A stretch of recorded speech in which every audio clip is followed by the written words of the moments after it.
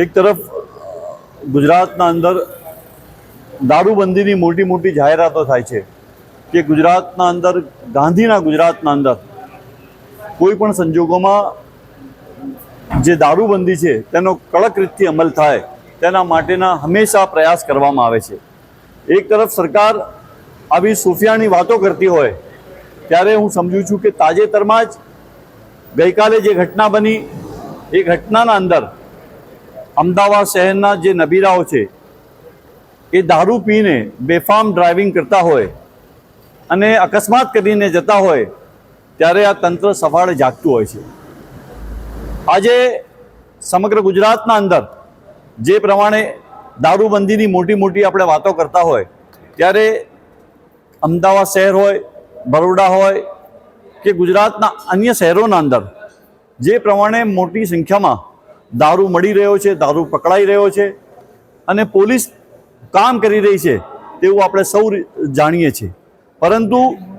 દારૂબંધી હું સમજું છું કે ગુજરાતના અંદર જે પ્રમાણે દારૂબંધીનો અમલ થવો જોઈએ તે પ્રમાણેનો ગુજરાતના અંદર દારૂબંધીનો અમલ નથી થતો। આ વિધાનસભાના અંદર પણ મારો પ્રશ્ન હતો કે છેલ્લા 2 વર્ષના અંદર કઈ કઈ હોટલોને દારૂ માટેના પરવાના આપવામાં આવ્યા ત્યારે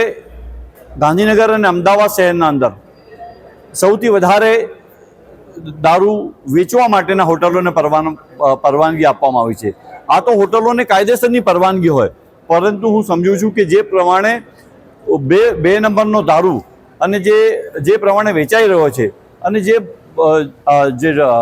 આમાં ઇન્વોલ્વ જે લોકોનો છે દારૂ વેચવાના અંદર એ લોકો બેફામ રીતે દારૂ વેચતા હોય છે। પોલીસને બધી માહિતી હોય છે, પરંતુ ક્યાંક ને ક્યાંક હું સમજું છું કે રાજકીય પીઢબળના હિસાબે હું સમજું છું કે એ લોકોને પોલીસ પકડવામાં નિષ્ફળ રહેતી હોય છે। ત્યારે ગુજરાતને જે પ્રમાણે ડ્રગ્સ છે, દારૂ છે એનાથી બચાવવા માટેની જવાબદારી સરકારની છે અને જે પ્રમાણે દારૂ ના વેચાય ગુજરાતના અંદર, જે પ્રમાણેની ઘટનાઓ અકસ્માતની બનતી હોય તેને જે અકસ્માતની ઘટનાઓ ન થાય એ તમામની જવાબદારી પોલીસે અને સરકારને જોવાની હોય છે। પરંતુ ક્યાંક ને ક્યાંક હું સમજું છું કે સરકાર આમાં પાછળ પડી રહી છે એવું મને લાગી રહ્યું છે।